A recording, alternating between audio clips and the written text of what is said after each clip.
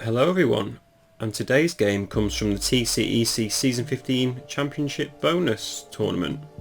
This time it's Stockfish versus Komodo, and as we'll see, Stockfish just overcomes Komodo in this game. So here, Stockfish is white, Komodo is black, and now I'll just run through the book moves that were played. So d4, knight f6, c4, g6, knight c3. So we get into a King's Indian, bishop g7, e4 and d6 from black. Knight to f3, castles, h3 and e5. Standard stuff, so black hits out in the centre, white plays d5, knight h5 now, so black's going to launch a kingside attack with f5 at some point, g3 and knight to a6, and this is the end of the book. And I had a look at some reference game, and this position has only been played once, so it's a very rare opening. And here Stockfish now plays bishop to e3. I'm guessing that it's trying to stop the knight coming into c5. So if knight c5, white will probably just take and double the pawns most likely. But Komodo straight away gets on with the plan of f5. So what does this move do? Well, if white now plays like a standard move like queen d2 here, black can now play f4. And if captures, black just has a really nice position here. White's going to be forced to castle queenside, but black's got a nice attack already. That knight on f4 is an absolute beast, and white definitely wouldn't want to take it off at this moment due to rook takes or even pawn takes, and this bishop will just be unleashed. So Stockfish is pretty much forced to capture this pawn on f5, which it does. He takes f5, and of course black now captures with the g pawn to maintain the attack. But now Stockfish starts to overcome Komodo, interestingly. Stockfish plays knight g5, so straight away attacking this knight on h5. Okay, you might say, maybe just knight f6 would be reasonable. So what happens if black plays this move? Queen d2 could be played. And after bishop d7, castles queenside, queen e7, white can play bishop e2, play some standard moves, and after b6, white is actually on top in this position. So white's plan is simple, just to play rook dg1, f3 and then g4. And if black comes in with f4, white can play bishop f2 and things like this. So white will have a very nice game here, so maybe this is why Komodo played what he did. In the game, Komodo now sacrifices his piece with knight takes g3, so he's attacking the rook on h1. Stockfish captures this knight and plays f4 from Komodo now. So the f4 pawn's attacking the bishop on e3, and the queen's attacking the g5 knight. If white plays knight queen h5 here, after h6, knight g e4 and f takes e3, black is actually doing quite well here. So for this reason, Stockfish just captures another pawn, knight takes h7, attacking the rook, and Komodo now has to be very careful. If f takes e3 in this position, just knight takes f8, queen takes f8, and after queen e2, white's just the exchange up, so black wouldn't go for this. If instead king captures the knight on h7, then black's in big trouble. Queen h5 check. After king g8, white can now play bishop to d3, and if black captures this bishop, bishop h7 check, and it's going to be forced mate. After king h8, bishop g6 check, bishop h6 to block, queen takes, king g8 and queen h7 is mate. So in this position, black's not got a lot of options. In the game, Komodo now plays rook to f5 to move the rook away from that knight, and Stockfish simply just drops the bishop back to d2 here.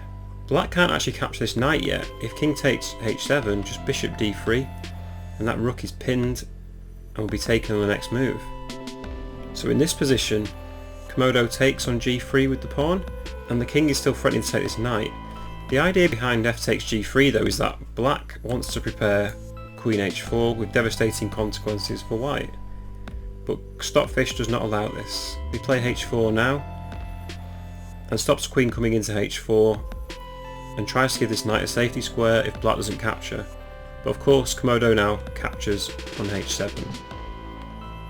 I'll just note that if bishop d3 is played here to pin the rook again, then black can now just play g2, attacking the rook, and if rook g1, queen takes h4 is devastating. After king e2, queen f2 is checkmate. So after g2, maybe bishop takes f5 from white with check, but black just sidesteps this. After something like rook g1, queen h4 can come in again, king e2, bishop takes, rook takes g2, and something like bishop g4 check, and white will probably be forced to capture on g4 with the rook. And after queen captures, black now has this nice little motif. So king e1, queen g3, king e2, queen g2, king e1, and just rook f8, and black's actually going to win this position with checkmate eventually. So bishop d3 definitely isn't an option here, so for this reason Stockfish plays knight to e4, attacking the g3 pawn. And after knight e4, it doesn't look like there's a way to adequately defend this g3 pawn, so for this reason Komodo just plays queen f8. After knight takes g3, attacking the rook, Komodo plays rook f3, and Stockfish plays knight to e4, preparing knight to g5 with check. For this reason Komodo goes back with king h8, and Stockfish plays rook to g1, gaining the open g file and stopping ideas like bishop g4 from black. Knight c5 is played by Komodo, and Stockfish captures, Komodo recaptures, and now bishop g2 attacking the rook from white. After white plays bishop g2, it looks as though it's an even position, but in actual fact Komodo is losing badly here. If the rook moves anywhere, white's in such a dominant position now because there's no pawns protecting the black king for Komodo. If rook f5 here, white can just play bishop to e4 attacking the rook, and also now preparing to play queen h5 with check, and the rook on the open g file and this bishop on h6 are just going to come in and kill this king.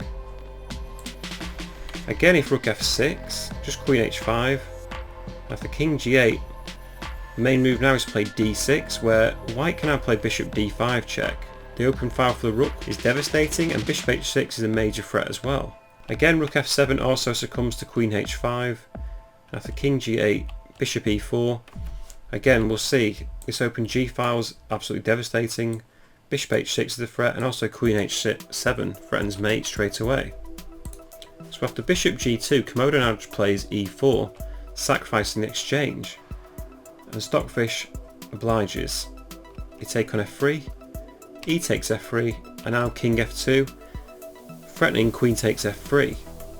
Komodo plays bishop d4 check, bishop e3 from Stockfish, and another trade occurs with king takes e3.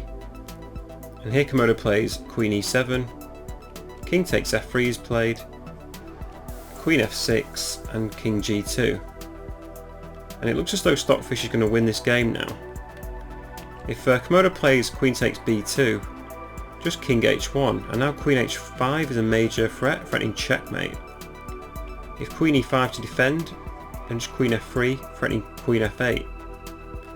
If bishop d7 to cover this, back rank, just rook a e1, and black's now going to have trouble defending queen h5 check from white. The only move available is queen g7, and after captures rook e7, it's game over for Komodo here. So again, black can't take on b2. Instead Komodo plays bishop g4 here. So if white now captures this, Komodo will probably play rook to g8 and try and win the queen. So white will have two rooks for the queen, but Stockfish doesn't want any of this. Instead, Stockfish just plays queen d3, sidestepping this. After bishop f5, just plays queen c3, and black's now forced to swap queens off. Queen takes c3, b takes c3, Komodo plays bishop d3, and Stockfish plays king h3, and this is pretty much game over now from a computer standpoint. After rook d8, rook a e1, white's just got a superior position because that king on h8 is just locked in the corner. Bishop captures on c4, a3, king h7, and rook e5.